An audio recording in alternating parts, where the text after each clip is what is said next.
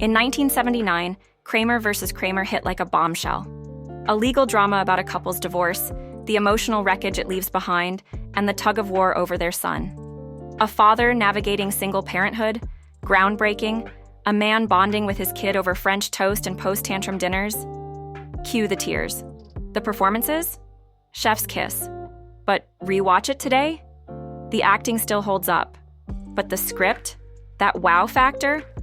Now it's one long eye roll. Because beneath all the French toast and hugs is a story that's sweet to the dad and straight up savage to the mom, without even bothering to explain why. Welcome to Real Talk, where we spill the tea on movies and all the madness in between, with wit, sass, and zero sugarcoating. Ted Kramer, Dustin Hoffman, is a hotshot workaholic ad man who just scored a major promotion. Big job, big ego, big moment. And right in the middle of his victory lap, his wife Joanna, Meryl Streep, walks out. Says she feels unfit to be a mother. But let's be real. Ted wasn't listening. He shushed her, dismissed her, treated it like just another one of her episodes. When she starts to speak, he brushes it off. And then he realizes she's not bluffing, she's packing. And she means it when she says, "I'm leaving you." Cue chaos, cooking disasters, missed meetings, dinner meltdowns. Ted and his 5.5-year-old son, Billy, struggle to adapt. Billy misses his mom. Ted has to do all the Joanna stuff now, and it's not going well. But eventually, the mess turns into magic. The father-son bond blooms, routine settles in. And Ted? He starts to actually parent. But of course, plot twist, Ted's job starts to suffer. Billy thinks he's the reason his mom left, and Ted reassures him. She was unhappy in the marriage. Meanwhile, Ted becomes close with their divorced neighbor, Margaret, who used to be Joanna's confidant. Then, Joanna returns, and she wants custody. Right after that, Ted's boss drops the hammer. He's being let go. The airline execs don't like that he's juggling parenting and work. So Ted scrambles to find a job, fast. He hustles, gets interviews, and takes a lower-paying position just so he doesn't show up in court unemployed. And then comes the courtroom showdown. Blame, shame, tears, rage. The court sides with Joanna. Ted loses custody. But then, surprise twist ending. Joanna gives up custody, with barely a minute of dialogue to explain it. Credits roll. But here's the problem. Joanna barely gets a voice in her own story. Back in 1979, the film was hailed as feminist adjacent for showing men could be nurturing. A father not only fighting for custody, but portrayed as emotionally involved, capable, and devoted. That was a big deal. Divorce rates were rising, but pop culture hadn't caught up. So when Kramer versus Kramer gave us Ted, once a clueless workaholic, fumbling through parenthood, failing, growing, then bonding with his son, it hit. Audiences cried, critics cheered, awards poured in. The film handed out sympathy for a man doing a job society had long reserved for women, caregiver. And yes, it flipped the script. But looking back, the emotional labor still landed squarely on Joanna. From the jump, she's painted as the woman who abandoned her child. In 1979, walking out on your husband was scandalous. Walking out on your kid? That made you a certified villain in the public's eyes. She's condemned for saying the most honest thing a woman can say. I need help. The film tries, late in the game, to explain Joanna's reasons.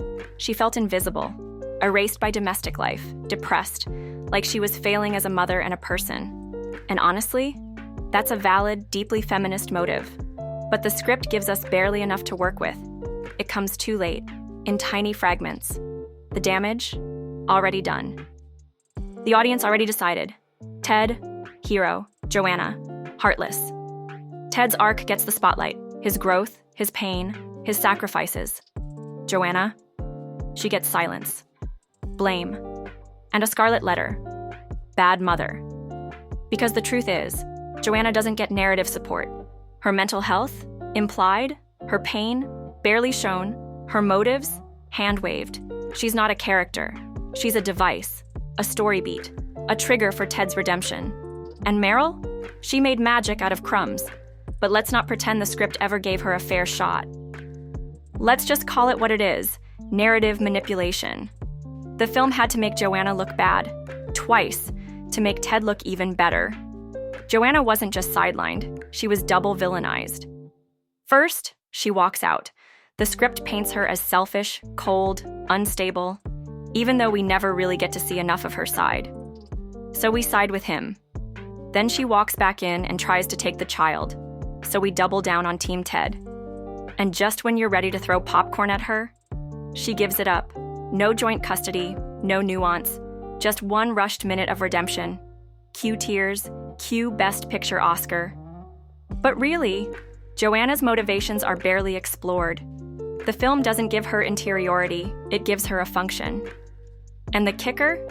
They live in the same city. Joint custody existed. The film just ignores it. Why?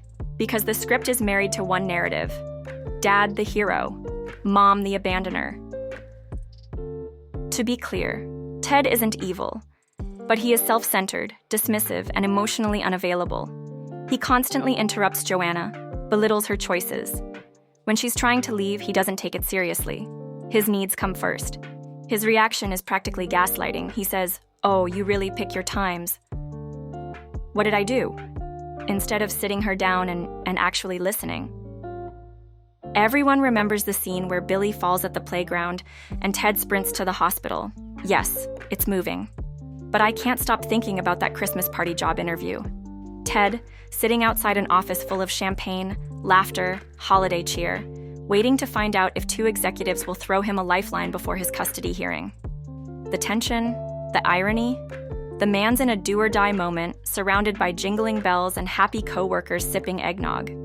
It's just cruel. And that contrast? Brutal. And then we hit the courtroom.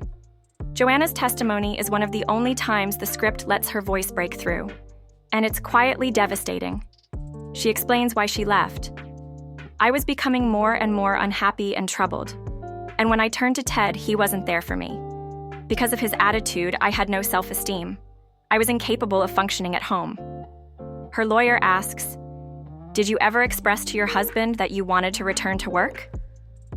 Joanna, calm but barely holding it together, replies, "Yes," but he wouldn't listen. He refused to discuss it seriously. That line says everything. Joanna didn't just want to be a wife or a mother. She wanted a career too, an identity of her own. And he didn't care. He didn't listen. He dismissed her. He belittled her with, "Your salary wouldn't even pay for the babysitter." That's not just condescension. That's emotional minimization. It's control. It's power imbalance. She felt suffocated, and rightly so. Joanna wasn't selfish. She was drowning. She had no support, no room to be a whole person, just a man who expected her to disappear behind him. And that's why she left. Ted eventually changes.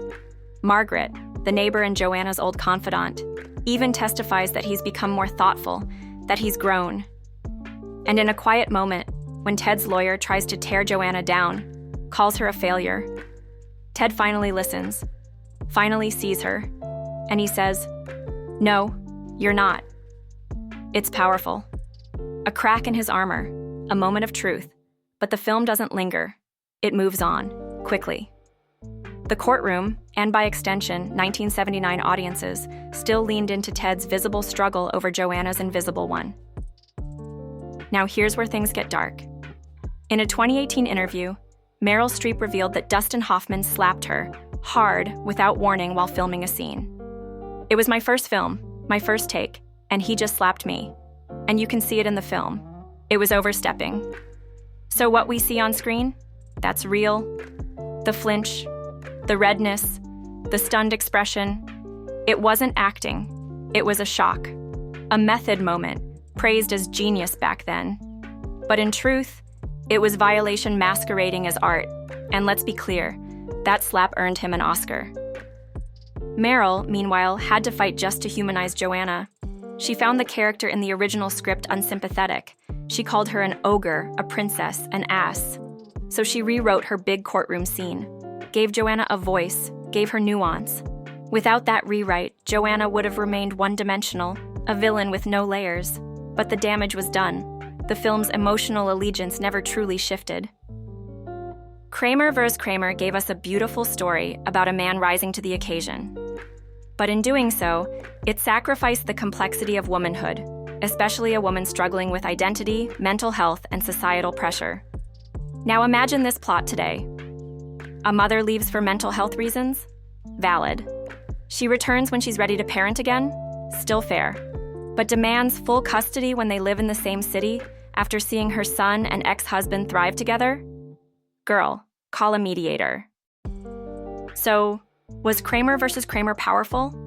Yes. Emotional? Absolutely. But balanced? Not. Even. Close. Was it biased toward the father? Probably yes. Not out of malice, but out of a cultural lens. It wanted to prove that fathers can love too. And it did. But in doing so, it quietly implied that mothers who struggle are selfish. That leaving makes you bad. That staying and suffering is what earns you redemption. It was a cultural reset in 1979. But in 2025, it's a masterclass in gendered storytelling and how easy it is to turn a woman into a villain when you mute her voice. The final nail? Joint custody isn't even raised, and that makes it feel less like a legal drama and more like fiction from a galaxy far, far away, or at least a different justice system. Because in this script, the man gets a standing ovation for showing up, and the woman, she gets a slap on and off screen.